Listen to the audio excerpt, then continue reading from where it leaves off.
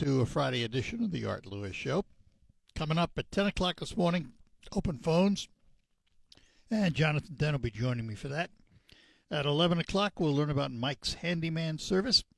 But for this hour, we're going to talk about an event and an institution. The event is Jazz on Jefferson next Wednesday. The institution is the Castle Museum, and a couple of folks with us this morning. The head honcho himself of the Castle Museum, John Webb. John, good morning. Good morning, Art. Nice to be here. The vice honcho and chief curator and historian and all those things, Tom Trombley. Tom, good to see you. Good morning, Art. Thanks so much as I'm laughing. Well, I guess we'll get to Jazz on Jefferson in a minute, but I do want to ask and we talked about this before we went on the air, how is the museum doing? And you told me some things which were very good. Yeah, we're very pleased with where the museum's at today. We've fully recovered and surpassed our attendance figures from the COVID era. We're doing a tremendous amount of programming out in the area. We're doing free programming to almost every school district in the county at this point, and we go to them with programming that is meets all the criteria of the state curriculum, by age, by grade, and so we're very proud of the outreach and the wonderful things that we're doing in our community, as well as our job of preserving and sharing the artifacts and the stories. More importantly, the stories that make Saginaw County so unique. Yeah, you're sitting next to a heck of a storyteller. We sure are. Yep. No doubt about that. We'll come back to this, too, but we'll talk about the financing a little bit later because it's millage renewal time. It sure is. We'll talk about that later, but let's talk about Jazz on Jefferson, this great entertainment opportunity on a Wednesday evening. It really is, and it's a tradition in Saginaw, and it's a story unto itself, and it's really a celebration of place. And, we all have a very special feeling about the Castle Museum, but this is about our partners, and it's really a collaboration between the other institutions that call and the residents who call South Jefferson Avenue home. You have more than a passion for that museum, though. You have a passion for that neighborhood. For the whole neighborhood. And it's really... And you've done a lot there. And museums don't stop at their walls. They go out into the community and really share with the whole, connect and engage with the community and tell the story of the entire community. How many years for Jazz, do you know? I have to get my fingers out, but we say we started in 2004. We had 2 years we didn't have it. So I think this is this will be your 20th. Our 20th. Yeah. So that's pretty good. That is really good for an event. For those who have never been there, let's define the location and how far you walk on Jefferson. The location is South Jefferson Avenue, starting at Federal Avenue, and then we go up to Thompson Street, which is 1, 2, 3, 4 blocks, and then it turns on Thompson and goes to the back of St. Mary of the Assumption Cathedral. We'll have carriages, and it's really a walking event. There's something in every block, and it's just a chance to explore the neighborhood. And there's music, there's food. I mean, there's really... And buildings. And buildings, yeah, and that's your thing. And a place. I remember when you were walking that, and there was, I think, a gentleman whose garden was open. And unless you had walked Jazz on Jefferson and went into that garden, you would have never known it was there. And it was beautiful. Mm-hmm. Yeah, Rick's garden will not be open this year, but his front yard is spectacular. And so there's a lot to see. It shocked me that in the city there was this plot of land that had been so well developed. It really is, and that was when he moved into the house. There were abandoned cars, and it was overgrown with weeds after the house next door had burned, and it had been joined with that. So he really has created a very special spot in the city. So as you walk up those, say, 4 blocks of Jefferson, and you as someone who, you've lived your life in history, what are you thinking about as you walk up Jefferson? What's the street like today versus maybe 20 years ago? Well, I think there's always room for growth and change, but it really is a much more stable street than it was 20 years ago. Not that it was ever a Unstable, thing. yeah. And there's a lot of new investment going on and a lot of changes. There's Team One Credit Union is constructing a huge new I will say huge new building. It's a very urban building, and it'll be a wonderful addition to the street. It won't be quite done. In fact, it's a long way from done. They're putting the exterior skin up.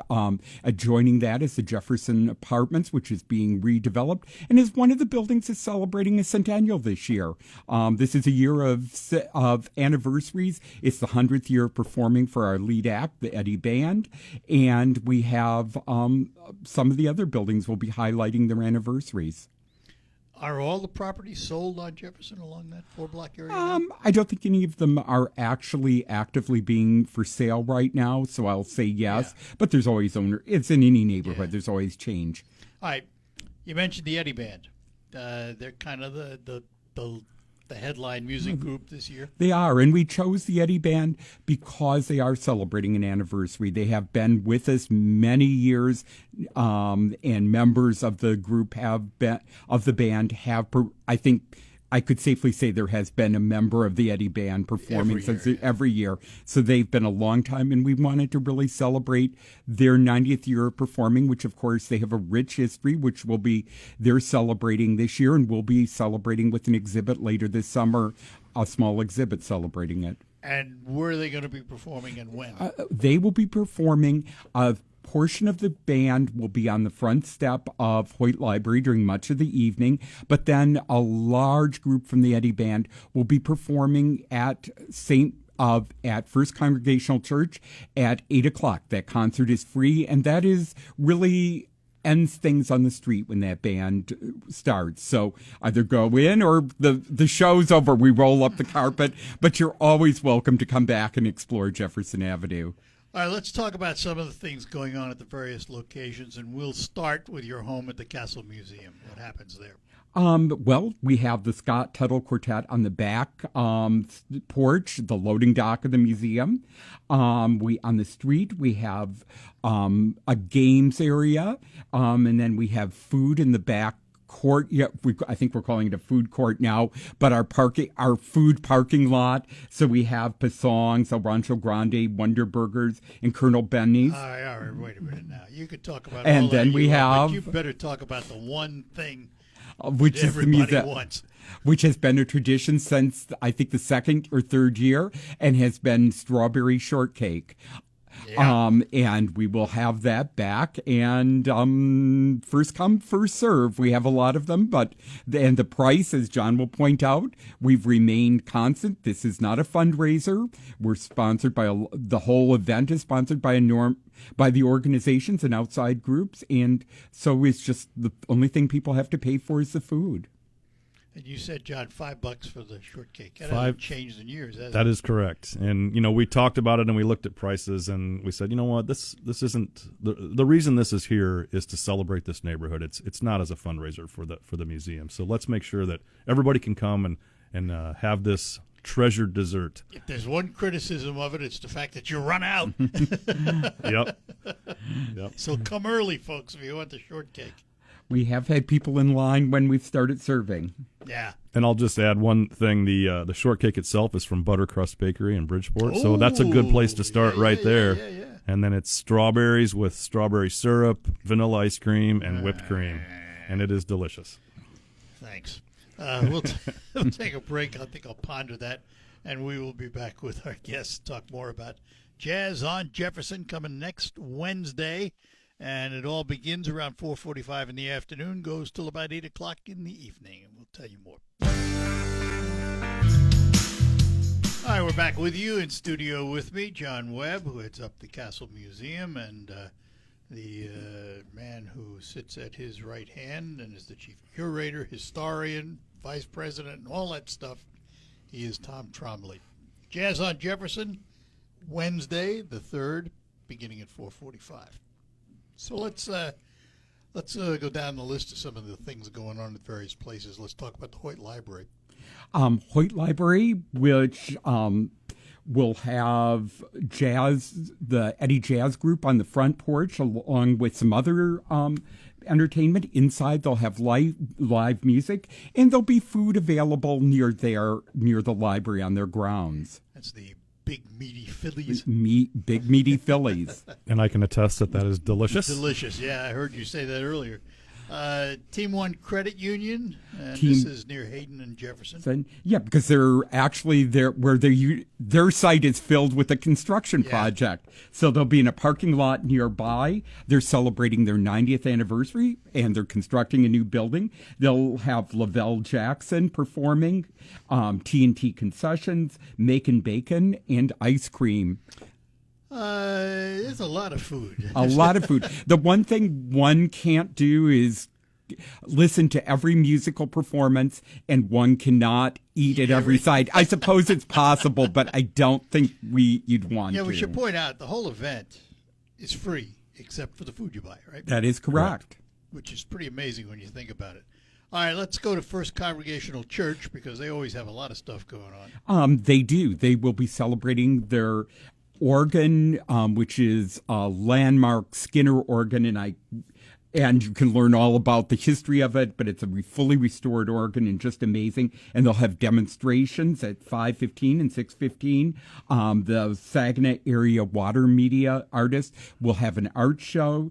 There will be some tours of the building, and we hope to have the Mary Dow House open, which is an 1934 or 35 Aldenby Dow house that he designed for his aunt. It's a house that was designed, a small house designed to function like a large house is what his aunt requested. And it's physically attached to the church through an addition. Then at 8 o'clock, there will be the Eddie Band performing in the sanctuary. Just really a lot to take in there. Continuing down the street, there's really some wonderful historic houses we've talked about. The house that we were talking about with the garden at 503 South Jefferson, the garden won't be open, but the front yard is wonderful and the house is wonderful. The Hill House, which is slowly they're working under restoration. But across the street, there's the Robert Lee Review, which is brought to us by Pride or Positive Results in downtown Saginaw. Pride. And and it will be really, that's always a really popular thing. St. Mary of the Assumption Cathedral, if you continue down the street, there's more, just kind of wander this historic buildings, and they will have sanctuary tours, of course, linking this all together. For those who don't want to walk, we will have carriage. We'll have a horse-drawn carriage. So you can walk to one end and take it back if you're willing to wait for the horse trolley back, which takes a little time but is a lot of fun. And that word free is in front of it. And that is free, and that is because we receive funding from an Arts Reach grant from the Saginaw Enrichment Commission. We had funding from the Riverfront downtown grant from the Saginaw DDA and funding from Joel Credit Union. However, more importantly, each of the organizations that participate really make their facilities available with free, and what happens on their site is free. So it's really a wonderful event which doesn't cost anything, and of course we'll have absolutely perfect weather. Absolutely. You used to have a car show at the South End. Do you still do that? We're not having a car show this year. Yeah, and I often wondered about that because we have a limited amount of space, right. So it's really hard to fit everyone in. Yeah, but still, I mean, just walking that street. Yeah. With hundreds and hundreds of your neighbors, and invariably you run into people you know. Invariably. I don't think I've ever been there where I didn't run into people I knew. And, we talked about perfect weather. As everyone will course. know, Absolutely. last year we had a very, very rainy weather, I will say, and never abysmal. But what I've had more people say to me in the year following, it's commented the people who did show up, what a wonderful time they had talking to their neighbors and to other people. Yeah. And this isn't, we don't hold the event as a fundraiser, so it isn't about packing people in and having the maximum amount of people. It's really about people exploring, going into buildings, going into the museum, going to the library, Well, and going into... It's a community builder It is. That's when you right. think about it. It is. Because you get folks from all the various communities in the area walking the street, having a good time. You never see anybody unhappy. And I No. would say that that's very much the way we operate at the museum as well. It's bringing everybody in the community together, telling all the stories, and giving them an opportunity to interact with each other and to have a better understanding of those that are around them. Okay, we'll come back to Jazz on Jefferson, but since you brought up the museum, let's start with just an overview. How's the museum doing? Well, again, as I said earlier, the attendance is fantastic. We've now well surpassed our pre-COVID attendance figures, and it's noticeable, I think, for those who are there on a daily basis. Like, of course, the staff, it's very noticeable. But even as visitors, there's so much more activity going on. We have a lot of school groups going through, again, which there was very much a lull in that, and I think part of that was funding and things like that. But we've figured out ways to take programming to those schools and then in return offer them free tours back at the museum as an additional add-on to their free programming they're getting in their school, and really emphasize that and welcome them. All right, let's break down some of the building in parts. Let's start in the basement, Sure. because there used to be a whole bunch of permanent exhibits down there. Are they still down there? Well, some of them are, but as any good museum should, we have evolved over time. And one, I think, well, there's several that we're very proud of. The one that you're maybe referring to that's been there for quite some time is about the automobile industry in the area. That is still there, Yep. because that's too important of a story. Well, and that's what I wondered. Yeah. So that one is still there. But what we've added is an exhibit called Our Foundation, which goes back much further than we had ever gone before, as far as telling the history of the area. So now we're talking the original inhabitants, the Native Americans, the indigenous peoples that were here, what it was like, what it looked like, what was happening here, a lot of information about that, and then the gradual introduction of European-based settlers, and then that transitions into the the purchase of the land by the U.S. government at the Treaty of Saginaw in 1819. And then the development of the county itself and the townships within, and what that looked like in the city of Saginaw and how that grew, and then that ties right into the exhibit that's adjoined to that, which is about the lumber era, which was really the first big economic boom that this area experienced, and all that brought to the area, and then that transitions into. This is our newest part, is about agriculture in the area, and agriculture, I think, is an underappreciated part of our economy, and so then that just talks about all the additional people that moved here for agricultural based jobs, and then there's an exhibit about coal mining, which we're also very proud of. We used a lot of. In my head, it was like Disney themed thing where it's experiencing it. We actually built a hallway to look like you're inside a coal mine, and then that all leads into the automobile industry, which was the more recent economic boom. All right, we'll take a break, come back, we'll talk more about the museum with John Webb and Tom Trombley as we return. And don't forget Jazz on Jefferson, June 3rd, 4:45 to 8 o'clock. And at 8 o'clock, the Eddie Band concert at the First Congregational Church brings it all to a conclusion. We'll be back. Gotta go. All right, we're back with you in studio, John Webb and Tom Trombley from the Castle Museum. So, John, we kidded about the strawberry shortcake being the same price, $5. You held your price. You actually have a millage coming up this year. You've held the price. We have. How did you do that? Yeah. Let's talk about that. Funding Sure. for the So, museum. the primary means of support for the Castle Museum of Saginaw County History, plus several smaller museums in the county, I was gonna ask about that. Bridgeport, Chesaning, Frankenmuth, and St. Charles, all have their own historical museums in their communities that are also supported by this countywide millage. A couple things I would want to share with you is, again, we are only asking for a renewal as we have done for the last 25 years. Same rate, which is the smallest millage that county voters get the opportunity to approve. And it's 0.1997 mils. So less than 0.2 of a mil. What does that translate to? It actually costs the median homeowner in Saginaw County $1.22 per month.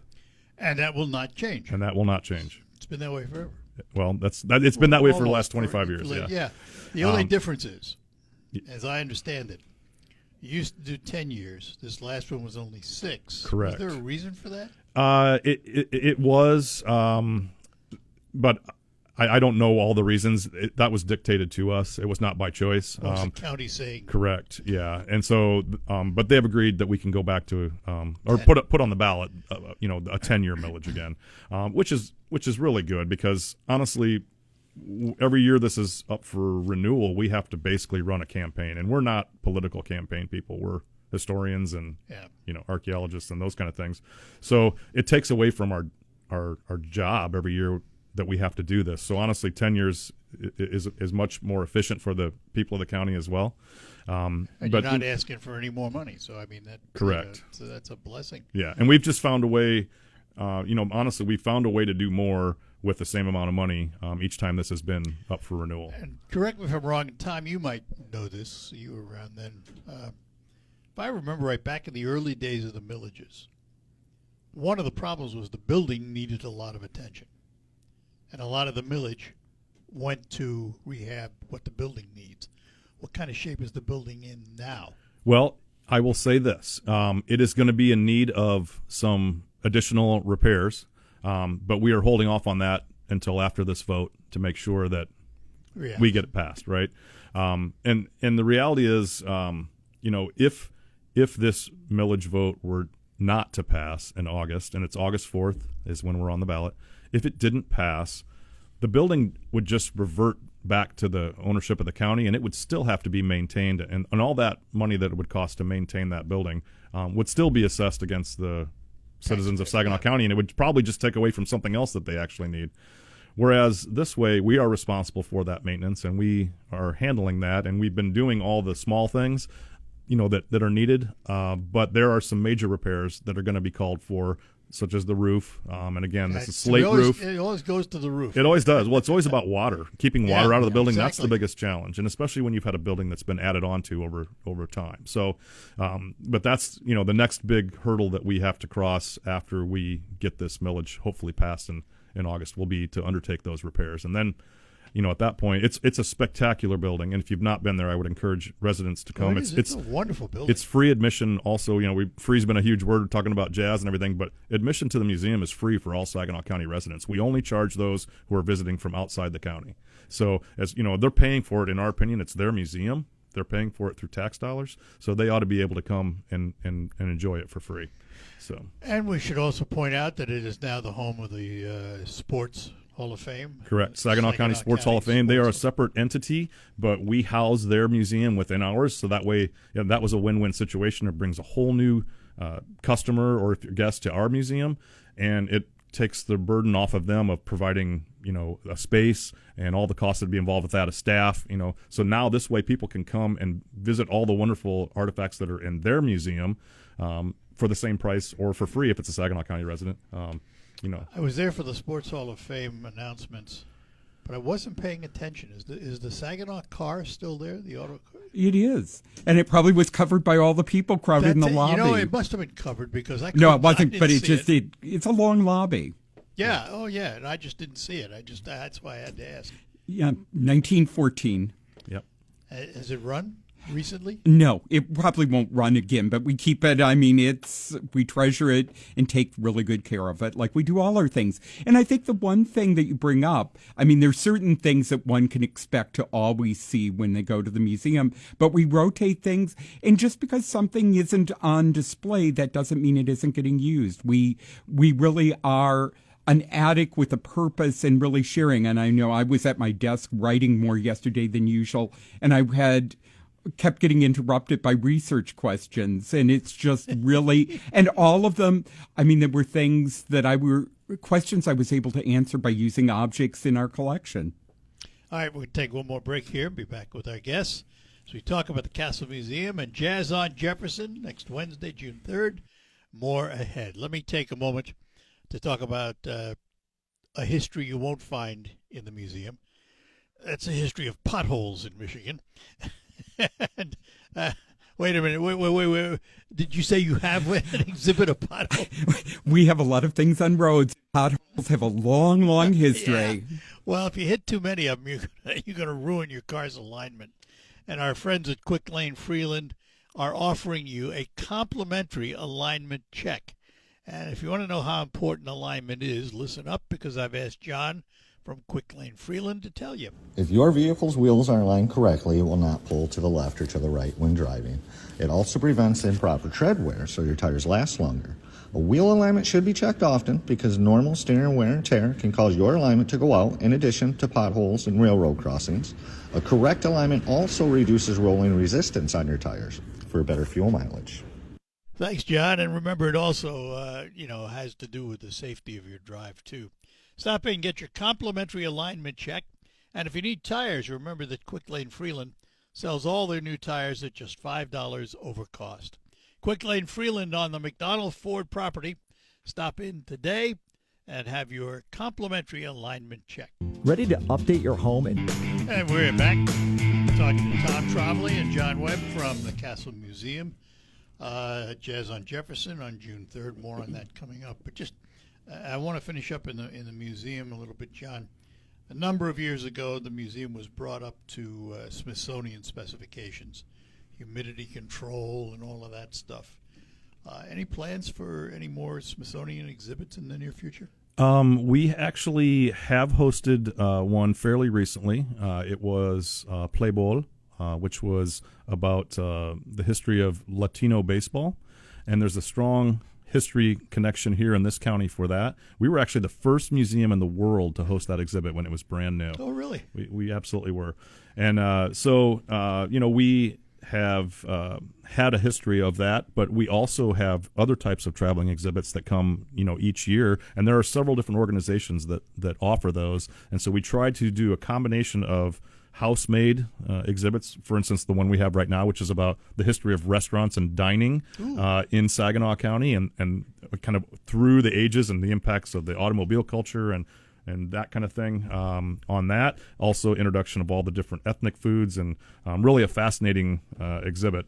But if you don't mind, I just want to return a couple just for a second to this millage vote again, because absolutely.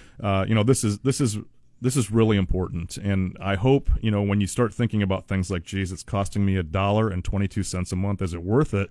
Let me hopefully give you some reasons why it is. Like, we have more than 150,000 artifacts at our museum alone, and I'm not including what's at those other 4 smaller museums in the county.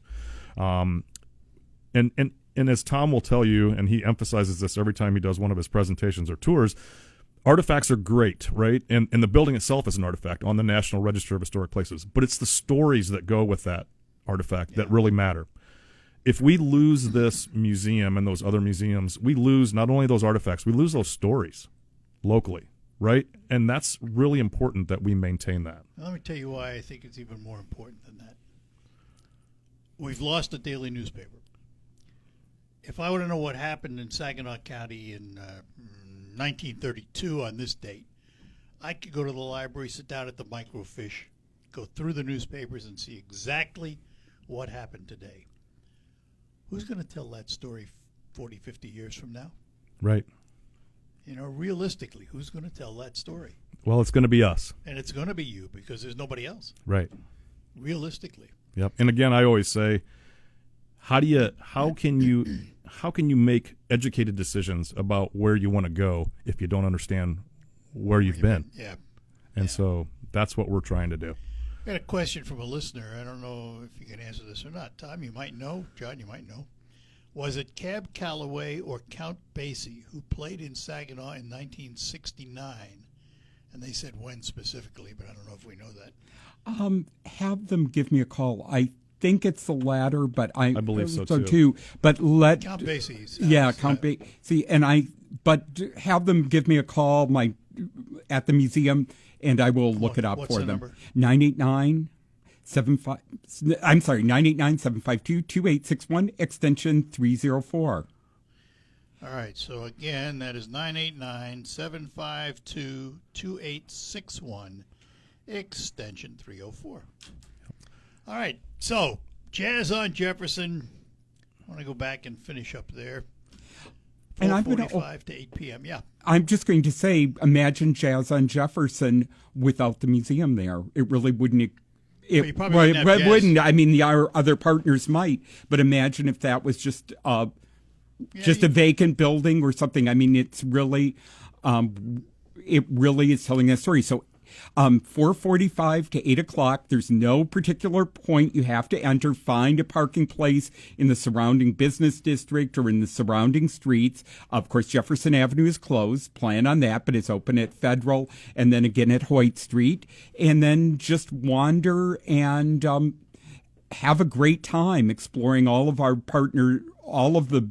all of the participants' buildings. Will be surprises. I have not listed everything. And if you've been there before, it's going to be familiar, but there's always something new. And it's always just a wonderful summer evening. And if it's raining, It will not be raining. Well, if it is rainy, this is a good way. You know what? Just bring your umbrella and wander. We'll have stuff inside. Is the museum open? The museum is, of course, open. And you can't eat your food in the gallery, but come in where you're waiting for your strawberry shortcake or after you've had your strawberry shortcake and look at the story of Sagan's restaurants. And so everybody knows the strawberry shortcake's available on the porch out back. Out back. Right. Correct. Yep. And is there seating? Do you have tables set Yeah, up? we'll have tables out there, rain or shine. Yep. Forget the rain. Stop Well, that. no, that's a good way to make certain it doesn't rain again. And we do have some seating inside too, Yeah. even if it's nice out, just for folks that don't want to necessarily sit But I outside. will say, it's not going to rain and it doesn't look, but the event goes on no matter what. I have another question, a separate issue from all of this. Does the museum have rental space? We do, but we offer the Morley Room for local nonprofit organizations or community organizations, and at a very, very minimal cost, just to cover some lights and things like that, because we wanted to make that available so that we could collaborate with these local groups that may not have the ability or have the space themselves to have events or to hold meetings or whatever the case might be. So we do host some events during our normal hours for local small groups, but that's the limit of what we're That's offering. the limit, right? Yeah. Our focus is really operating the museum and programming, Which is exploring the what it should history. be. Yeah, which is what it should be. Yep. And if I could throw out one more thing for those who are just interested in keeping up with how things are going at the museum, or with our millage campaign in particular, we do have a Friends of the Castle on Facebook. You can like and follow Friends of the Castle. And through there, you can see some of the facts that I've mentioned about the impact of the museum. If you're interested in donating to our millage campaign, which we would greatly appreciate, you can do that there, online or by mail. And, of course, we have yard signs and small and large that we can make available and deliver to you if you're interested in helping us promote this. And I will add real quickly, we do have a website for Jazz on Jefferson, also a museum on both the museum and the library's website. And actually, we're part of Saginaw Celebrate Summer. I'm going to pick up the banner right after here. Guys, thanks for being with us today. Always a pleasure, Art. See you Wednesday, 4:45, Jazz on Jefferson. And it's going to be sunny and warm. Thank you so much on that News is sunny day. next. We're proud to make